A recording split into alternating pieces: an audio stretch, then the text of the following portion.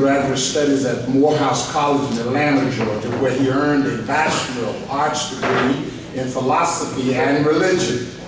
During his matriculation at Morehouse, Reverend Warren accepted his call to ministry and began to work diligently through education and service to prepare for a life ministry. He continued his studies at Duke University School of Divinity as the Martin Luther King Jr. Scholar, and earned a Master's of Divinity degree with a focus in theology. Warren served Duke University as the University Minister and Director of African American Campus Ministry for 8 years.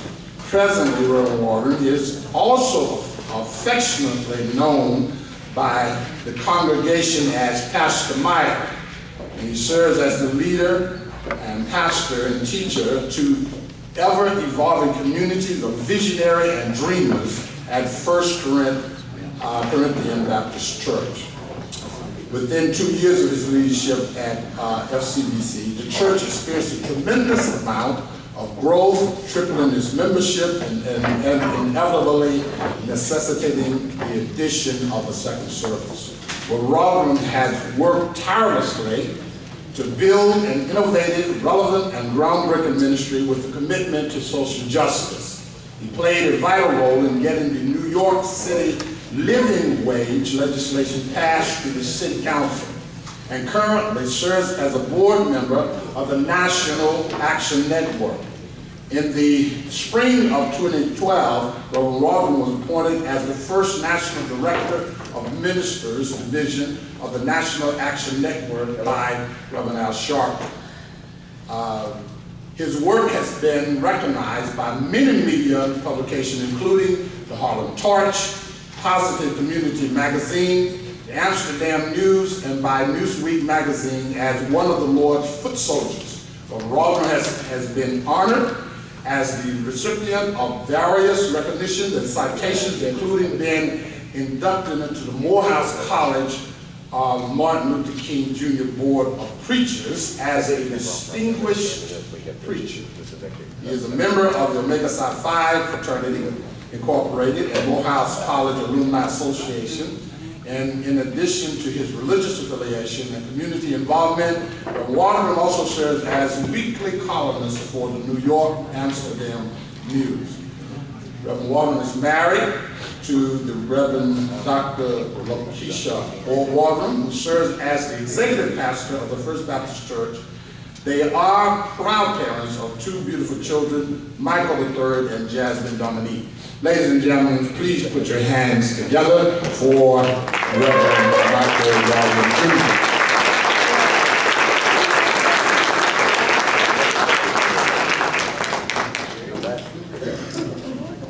Good afternoon. We are excited and thankful not only to God for this moment, but we thank God for the esteemed pastor of this church, Pastor Barza, who the Lord has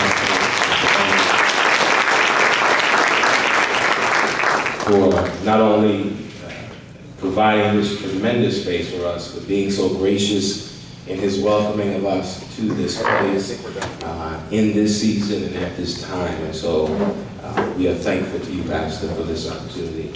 My brothers and sisters, we are here today for many reasons, but in particular because we are at a particular historical moment in this country where we are watching the possibility of the repealing of certain rights and acts that have taken many people a lot of suffering, a lot of pain, a lot of blood to achieve. And it's important this season that we come together to really galvanize our community in a special way, to encourage people to participate in the one process that can guarantee some level of transformation in our communities and then in our country. And National Action Network, led by our founder and president, Reverend Al Sharpton, had a vision. And that vision was to develop a minister's division with the really pertinent agenda of galvanizing clergy around the country to engage in social justice, to develop clergy in such a way that we then develop the kind of agendas that lead to a global vision for justice, as well as the kind of programs that affirm the dignity of all human beings in this country. The motto of the Ministers Division is empowering agents of change to transform the world. Because we believe that the ministers, the clergy, and religious leaders in this country serve that role as agents of change, and our task as change agents is to guarantee that we together collectively participate in the transformation of not only our communities, our cities, our culture, but this world, with the hope that collective power and organized people will always overcome the kind of organized, institutionalized money that seeks to undermine the dignity of all human beings. And so that is part of our hope, our aspirations, and our goals as part of the Ministers Division. We know that National Action Network has a history of leading the charge for justice, that Reverend Sharpton has a history and has now a large legacy of leading the charge for justice. And so we stand with Reverend Sharpton, led by Reverend Sharpton, and not only us at National Action Network, but all of you, because I think in this season, in this moment, that Reverend Sharpton serves as a pivotal historical figure and a pivotal force of the fight for justice in this country. And so we are thankful for him, and for his leadership, and for his direction. And we are also grateful for all of you who have come here today, not just to come and assemble in fellowship, but to understand the importance of the role that each and every one of you play. There is a systemically almost evil agenda right now, as I said earlier, to repeal certain rights. If you look throughout this country, there are attempts by certain figures to now take away the rights of persons to vote in various states, especially in this state we stand in today, in Florida, where there is an attempt to remove pure persons from the rolls of voters through a very duplicitous attempt by saying that people don't have a driver's license. Then the assumption is on those persons who don't have a driver's license then are not necessarily citizens of this country. This is insane. And it's not only insane, what we're witnessing right now as we lead up to the elections is a collection of absurdities. And we have to get to a place now where we now counter the absurdity with some enlightened and vigorous fighting to guarantee that we can overturn these attempts. And I want you to say, I know Reverend Sharpton is going to allude to this, but I want you to understand what is at stake here.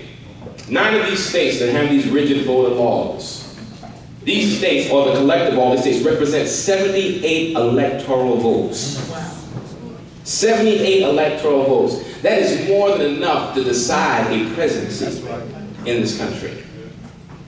Now understand, although now it seems that some of us in our communities who are now getting on the ball with this issue, those forces that are trying to take this away have been working for a long time and have been funding their insanity for a long time. So now we have to now come together. This is not the time to posture. This is not a time for persons who have an agenda that is self-aggrandizing. This is not a time for everybody to play big chief. This is a time for everybody to fall in line together and work together to guarantee that we maintain the dignities of all those efforts of those who have left this place long ago.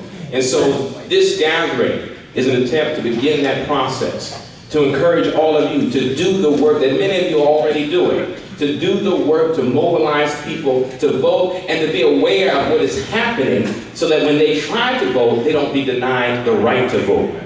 You all are the ones we're hoping will do this. You all are the ones that we're hoping will partner with us as we seek to do this around the country. And I have to tell you that we really think highly of Florida because this is the first stop in a tour around this country leading up to the election. And so we are thankful again that you all have welcomed us with open arms to be here in Florida and begin this movement to really reimagine and recapture what is really our collective responsibility. Yes. Because if we sit and do nothing, then we cannot complain when time comes and we don't like what is happening. We cannot sit and do nothing. I learned a long time ago when I was in college.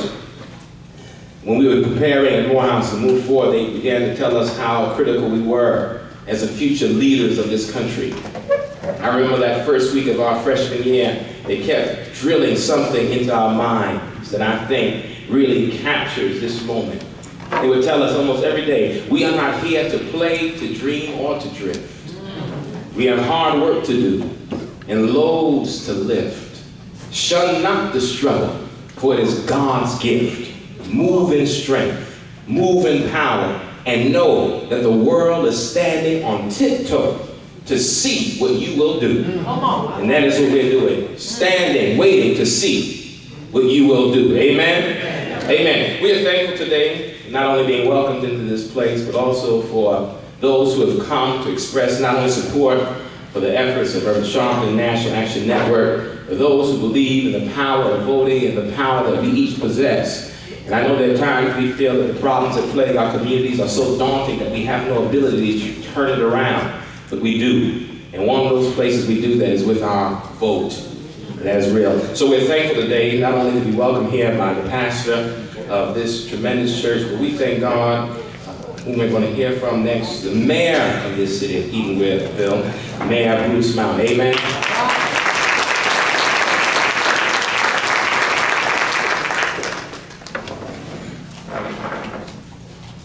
Thank you very much, and everybody say amen. Amen. I tell you, it does my heart great to have everybody come and say that this is the first stop. And this is the first stop in 1887 with the oldest African-American community in America. We fought. Our forefathers fought. Can you imagine the struggles that they went to just to be able to vote? The 1965 Act, we're trying to repeal it, bring it all back, and say, now, you need to have ID. Can you imagine me having my citizens, 85, 90 years old, haven't had a driver's license, don't know how to get a driver's license, but struggle that we may be able to vote and have our voices known to say, now, you don't have ID, so you can't vote? Imagine that. But guess what? It's nothing new. But we've got the power here that we can do that. And thanks Pastor Barnes, who's my pastor, for allowing us to do this. Brother Solomon, thank you again. You were here doing the trade run thing, and I tell you, we're going to have this place, the first stop. We're going to all join together. And the town of Eatonville, we're here, hand in hand. I'd be remiss, I got Councilwoman Davis right here that's supporting us as well. So I just want you all to know that you are welcome in the historic town of Eatonville on this open, and we're going to all be in this struggle together. Thank you.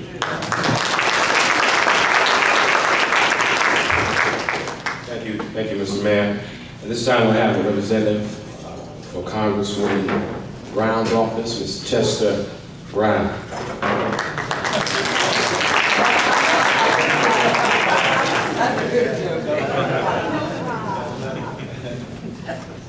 No, I can't change my name because then I won't be able to vote. So. Good afternoon, Chester Glover from Congresswoman Corrine Brown's office. She put out a press release last week reacting to Governor Scott's mistaken voter registration. It starts out a little bit like, here we go again. And this time we learned that even the governor himself caught in the system's maze a few years ago. It is more than ironic that Governor Scott, who spent a tremendous amount of energy to suppress the turnout of minorities, the elderly, and the student population in this election, upon attempting to cast an early ballot in 2006 in Naples, was told that he could not vote because he was dead. He then went on to cast a provisional ballot, which he said he assured counted. It has been well documented that provisional ballots, however, are not counted much of the time and need to be defended before a 3-member canvassing board prior to being considered valid. Recently, Floridians saw one salient example of the efforts of the governor's policies when a 91-year-old World War II veteran, Bill Interncola, a U.S. citizen from Brooklyn who had voted for 14 years in Florida without difficulty, was purged from the voting rolls because he was not a citizen and needed to request a hearing with the Broward County Supervisor of Elections to provide proof that he was or otherwise forfeit his right to vote.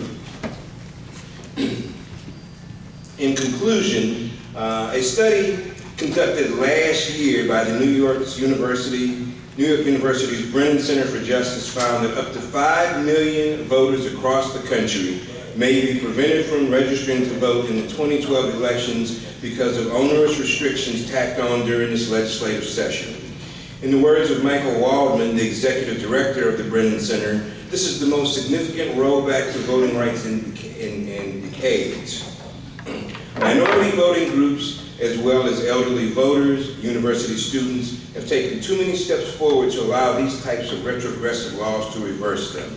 It is outright embarrassing that Florida residents are once again being used as guinea pigs, especially after what happened during the 2000 elections in our state. Given that voting is the bedrock of our democracy, it is crucial to make it easier for people to register and to vote, not erect unnecessary barriers. Thank you.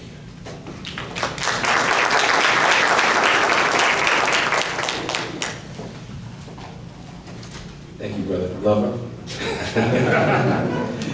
Excellent. One of the things that has always been impressive to me about Reverend Sharpton and National Action Network is their desire and willingness to invest in the next generation of leadership in our country. Sometimes we find that there are generational gaps between persons and organizations, but Reverend Sharpton has an undying and tireless commitment to empowering our young people. And so whenever we have events and come together, we ensure that the young people are represented, because so often we try to speak for those who we don't allow to speak for themselves. And we try to overlook those who we claim to represent. And so we are thankful today to have one of the young people in this community. I'll let her come and speak and talk in her own way. We thank God for Ms. Sheena McClary. And she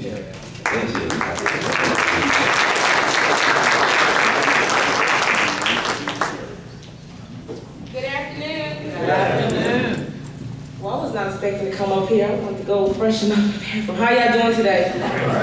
Good. I just want to talk about a little bit about the Florida Coalition on Black Civic Participation. Again, my name is Sheena McClary. I've been working with the Florida Coalition since a teenager. And one of the components that we have in Florida is called Black Youth Vote. And we make sure that we get our youth engaged in the civic engagement and to participate in the process of voting and how bills are passed and how to talk to their neighbors, their peers about the voting process. And one thing that we're working on right now is really trying to hold the people who have our youth here accountable, the rappers. Florida is a very important state in Florida. It's a very important state in the election process. Everybody comes here. Everybody poured in money into this state for the campaigns. Everybody come here to party. South Beach, Orlando. We need to hold these rappers more accountable because they have a voice. Just the power of a tweet. How many people know what Twitter is? For my season folks, okay. One tweet that can reach 1 million people. If they could just engage our youth by saying, go out there and register to vote. Instead of using that time to do tweet fighting and talking about how much money they'll make and how they'll ride a Maybach when we're still taking the bus. They need to get more engaged and give back to the people that are putting them in the place that they're at. So in Black Youth Vote, we're trying to get the kids engaged that are not civically engaged, the ones who are not in college, who are not attached, whose parents are not sitting here at the table right now. We took about 17 youth to Tallahassee. Some of them never been out of Mims, Florida. If anybody know what Mims is, it's just a blink on the highway, you're passing real quickly. 17 youth to Tallahassee to lobby on historically black colleges and keeping the money in the budget against Rick Scott. These youth was very empowered to see that it was black elected officials, to see young legislative aides. They was able to understand the process. So these are things that we would like for people to engage their youth with. Bring your kids to these events like right now. It's summertime. We should have more youth in this room right now. Okay, I know the Jews let their kids know everything they're doing from a young age. We need to let our youth know, okay? I'm engaged because my mother had me engaged. I'm a union baby. I'm from New Jersey, so I had that ability to already be engaged. But we need to engage that kid that come over there who's feeding that play video games with our child because their mom is not home all day. We need to start engaging our youth on these issues and letting them know why things that happened, like in Stanford happened, and why those laws were made. So I'm just asking everybody today, when you go back, leaving from here, looking pretty, to go back and look in the neighborhood at them kids that may not be engaged, because them young people are our leaders.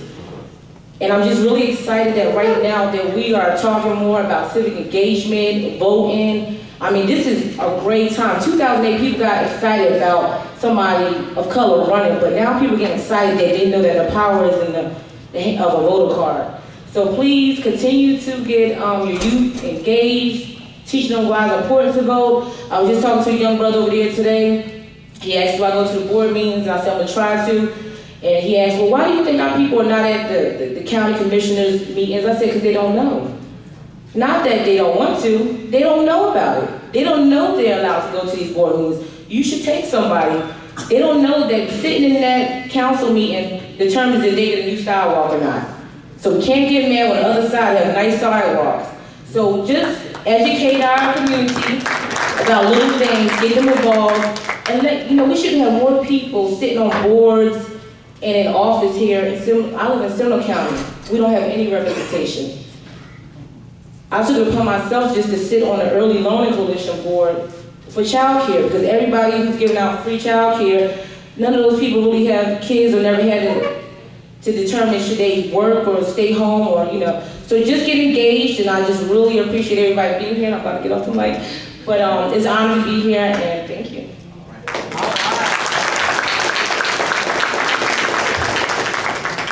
Thank you, Shannon.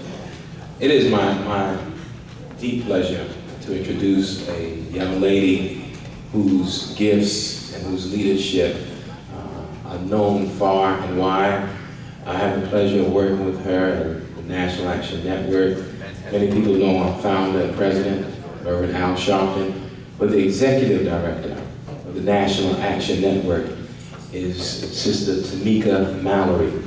She is not just a leader for the future, but she's a leader for right now. We are blessed to have her as one of our leaders, and I'm thankful to be part of an organization that has such a dynamic person who is taking the charge for social justice, who is tireless in her efforts to fight for the freedom of those who sometimes don't have the capacity to fight for themselves.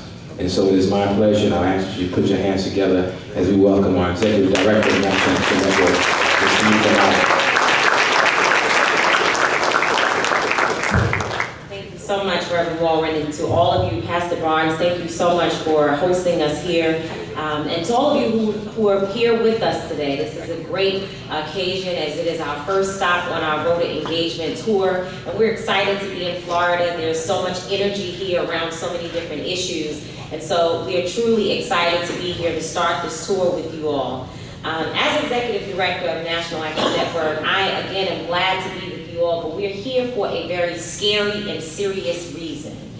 We need to get organized, and we have to be organized on the ground to address the issue of voter engagement, the voter suppression, and us registering to vote. That's also another thing that needs to be dealt with. We do have the ID and the issue of people needing to get their identification. And that is something that we want to leave here knowing that people are organized to help them do that.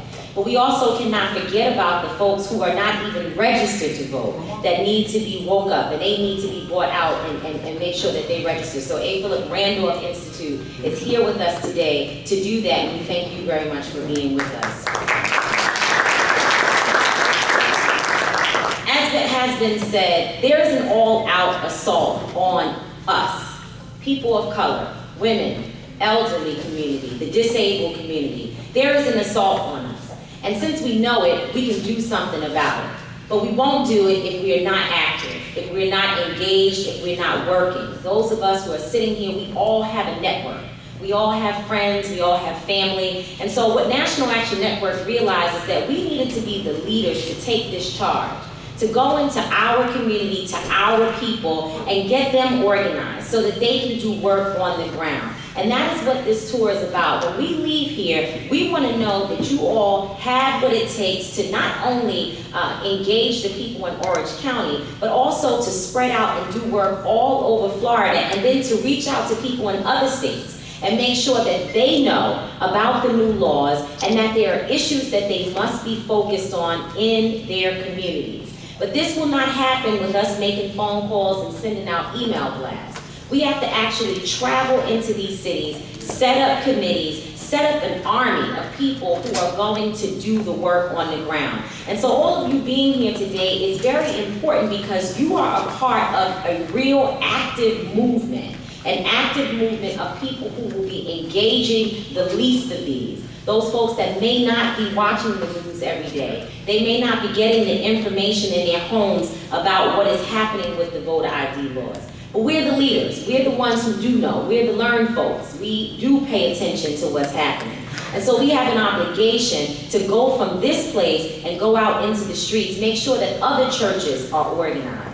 So when we leave here today, we know that you will continue to do the work that many of you have already been doing. But we're going to do it as a united force. We're going to do it working together and knowing that the resource of a national organization like the National Action Network is at your reach. You can reach us, and we will be working with this house, with this church, to ensure that this community and that the larger community of Florida is reached. We must deal with this issue today because if we allow our rights, our voting rights, to be taken away, the next thing will be another right.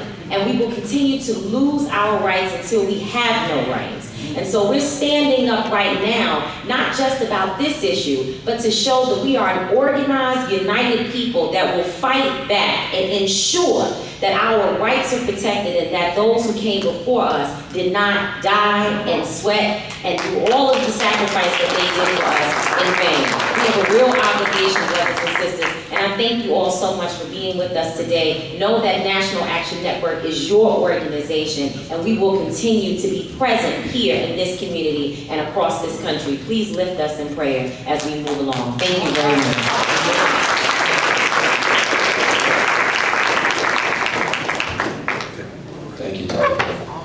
There are times in the history of humanity when there are persons who experience oppression that is so intense and gut-wrenching that God does not remain silent.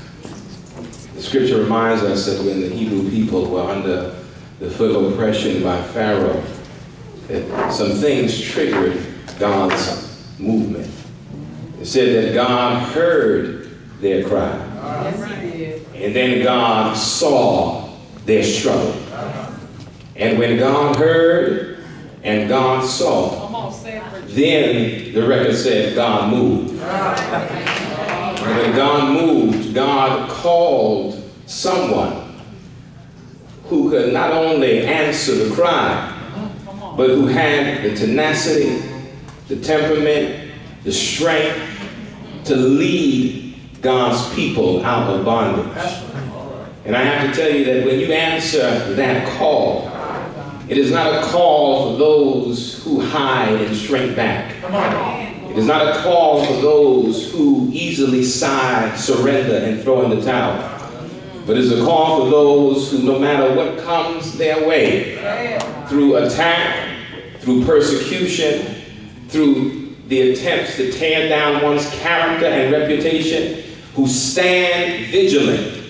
And not only stand vigilant, but who outlast their attackers. And whose strength transcends the enemies. We are thankful that in this season, when so many people are being now set back, when the poor of this country, the minorities of this country, the elderly of this country are being disenfranchised, the cries of those who are struggling is once again ringing up to the ears of God. God is hearing, God is seeing, and God is moving. And just as with God moved, God then called. God did not look for someone who was unfamiliar with the struggle. But God once again decided to call somebody who had a history of answering the call. And so in this season, in this moment, in this struggle, while God's people are yearning, crying, and some even mourning and moaning, we are thankful for not only the call, but for the one who has answered the call time and time again, in the person of the Reverend Al Sharpton. Let us stand and welcome the host of Keeping It Real, the host of MSNBC Politics Nation, and the founding president of the National Action Network, the Reverend Al Sharpton.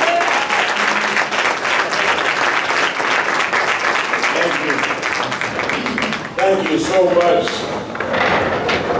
Thank you to our Reverend Waldron, and we're very happy and honored that he serves as the head of our Ministers Division nationally, and to our pastor and host, Reverend Barnes.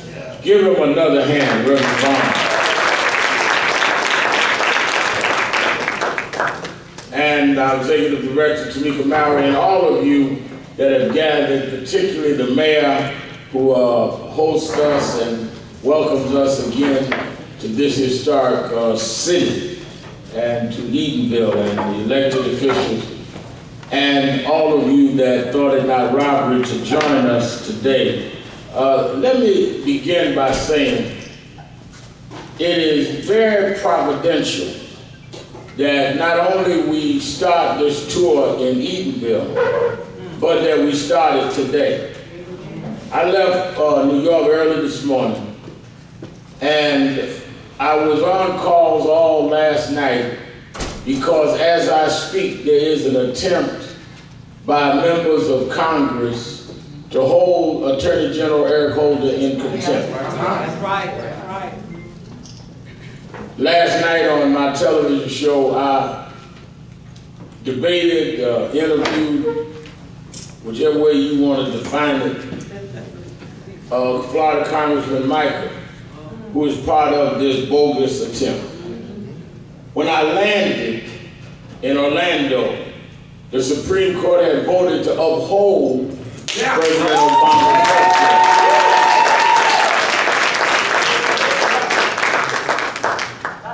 birthday. Before I could get to Eatonville, the Republicans have announced that they're going to, the week after the 4th of July, try and repeal the Health Care Act in the Congress. Now, just those 3 occasions shows you why our vote is important. One, they're going to hold in contempt an Attorney General for fast and furious, even though under the Bush administration, you had several fast and furious programs, and they never called in Mukasey or Gonzalez, none of the attorney generals under Bush. But they can do it because they have the majority of the Congress and the majority of the committee. They can threaten now to repeal the Health Care Act because they have a majority of the House and will try to get a majority of the Senate. The only way they can be successful in continuing this is if we don't vote or can't vote. And they can therefore take over the majority of the Senate and the White House. So when you hear the mayor and Reverend Waldron talk about this is a historic time, this is much more an important time than many of us think. This is not another election. The future of this country and clearly where we're going this century will be determined by this election. Now, Florida is ground zero because they're going to test everything here. They got away with what they did with hanging chairs in 2000. And they're trying with voter purging and voter ID laws to do it now. So it is no accident we wanted to start in Eatonville. Because there are 34 states that have either changed voting ID laws or that are about to change it. We're going to all 34, but we wanted to start in Florida. We started here. I have the head of our Florida chapter who is pastors in St. Lucie, Senator Reverend William Richardson III, some of you ministers, know his father, Reverend W. Franklin Richardson, who chairs our board, is his daddy. He pastors in Port St. Lucie. We're going down there. Bishop Victor Curry, we're going with him in Miami. We're going to Tallahassee. We're going all over the state because it is that important. Now, let me say this. It is important that we have a coordinated strategy. When we break up this luncheon, going into a workshop that Waldron and them will lead, we're glad that Eatonville and Institute and others are going to be working. All of us that we all do whatever we do, we need to learn how to coordinate and do it together. Reverend Barnes can tell you, it's like a choir. Everybody don't sing the same note. The idea is to have harmony. Some sing soprano, some sing alto, some sing bass, some baritone. Some can't sing at all, just Rudy lips. But it takes all of that to make a choir. Yes, sir. So we ought not be arguing about is it NAACP or Urban League or Eatonville Randolph or National Action Network. We need to all blend in to have the harmony of a democratic process, because if we don't, they are not going to disenfranchise us by what group we are a member of or what church we are a member of.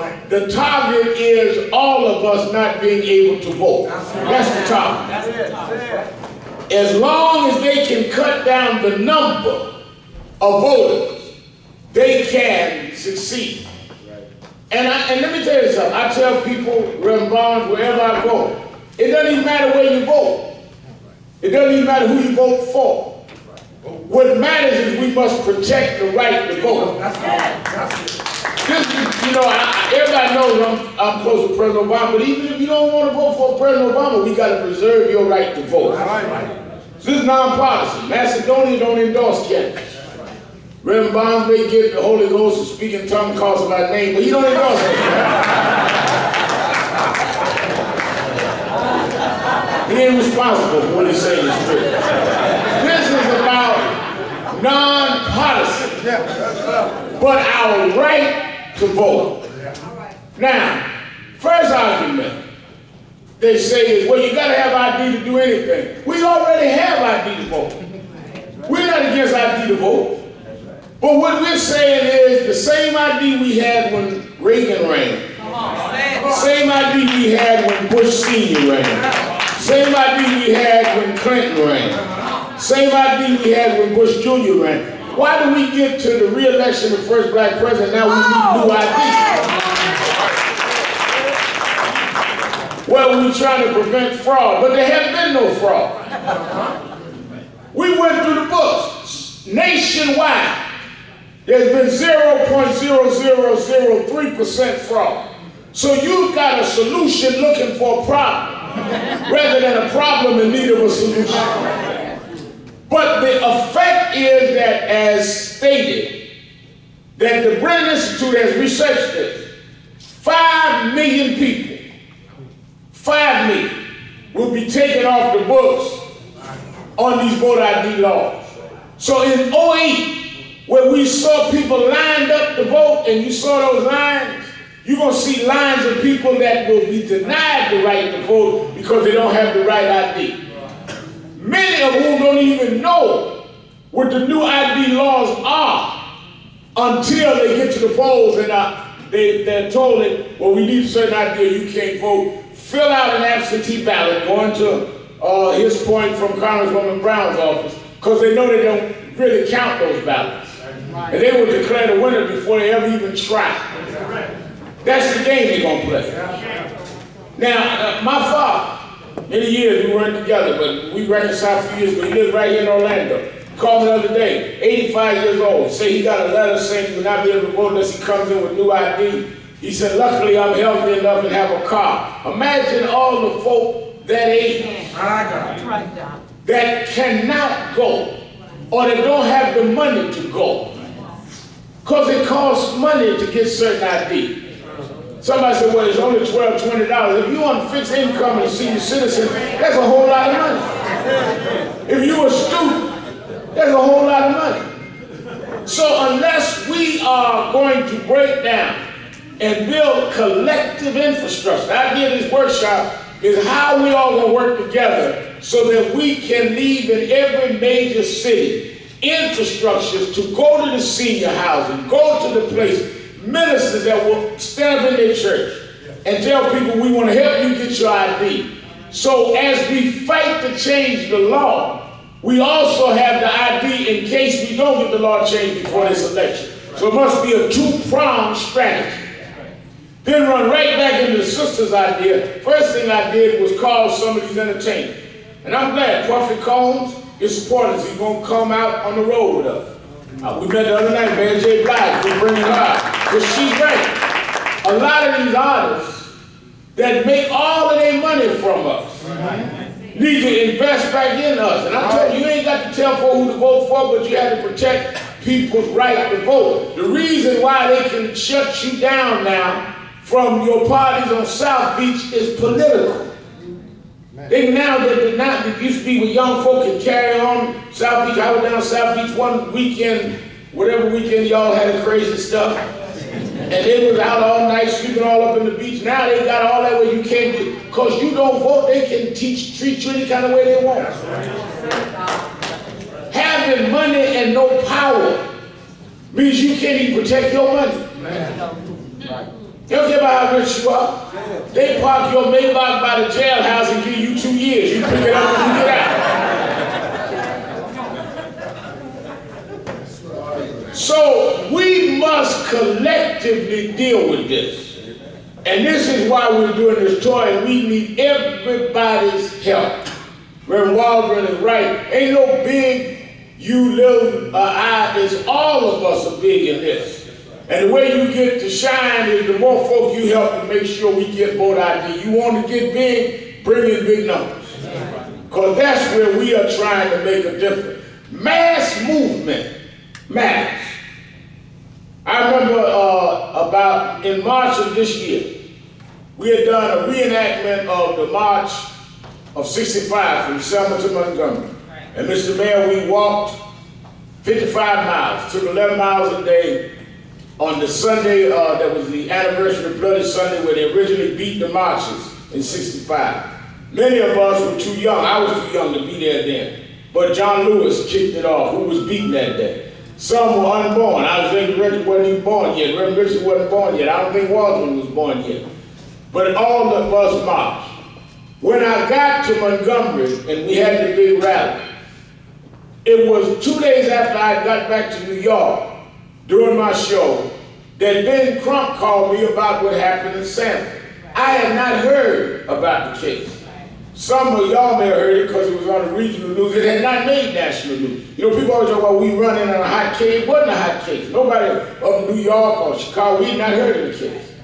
So I said to Crump, I said, well, it doesn't sound right to me. He said, well, that's why we call you. We need to blow it up. So I came down here to help make it a hot case.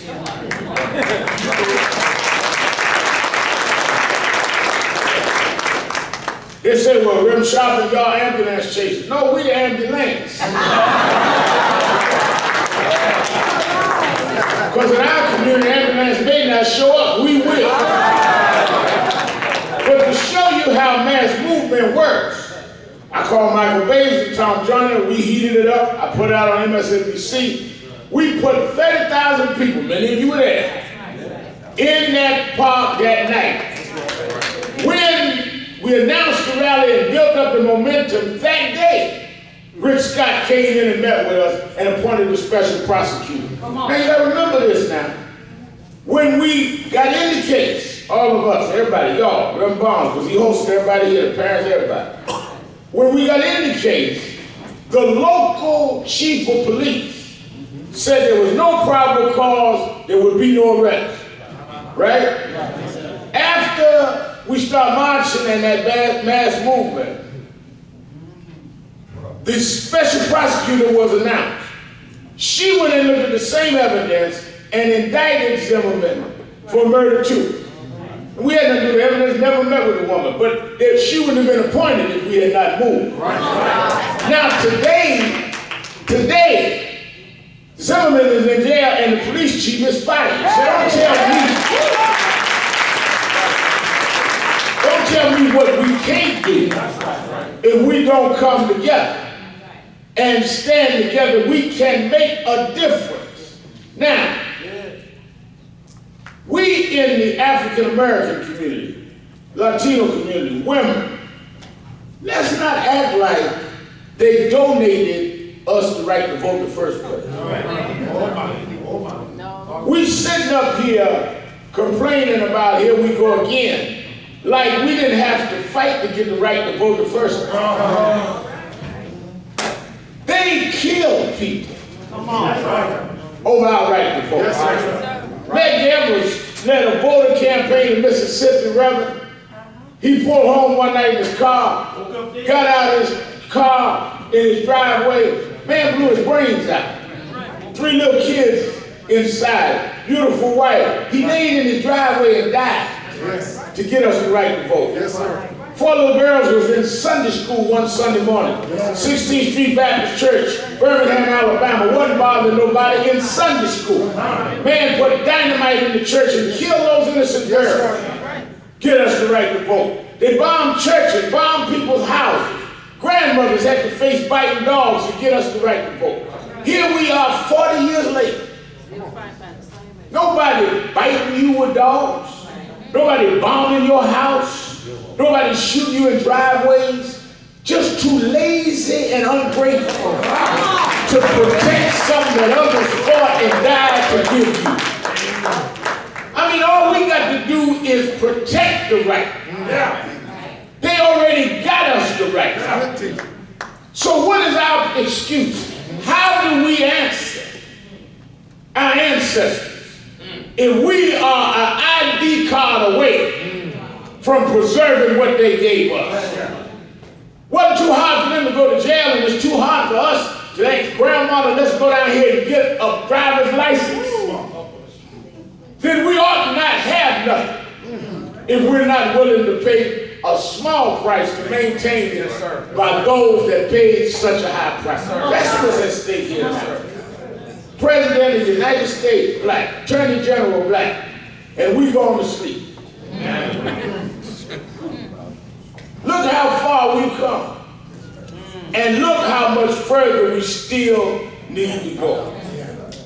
This town was founded by blacks that had fought and strived for their own enslavement. Come out of slavery, formed the town. That's where the town, that's why we want to start in Eatonville. This is a town of freedom fighters. A town of people that did not want to be chatteled and chained. You know, in slavery, they had all kind of slaves. They had singing slaves. Masters liked to hear them sing. They had poetry reading slaves. They had humming preaching slaves. They had poetic slaves. They had drumming, musical slaves. The only kind of slave I ever wanted to be was a runaway slave.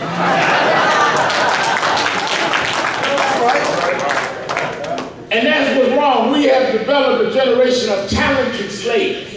Y'all have decided how gifted you're going to be, but still enslaved.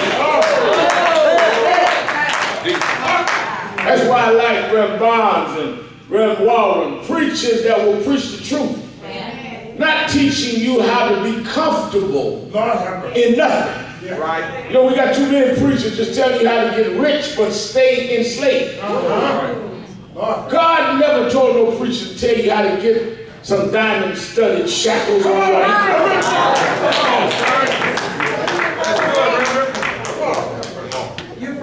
Some solid gold cuffs around your wrist.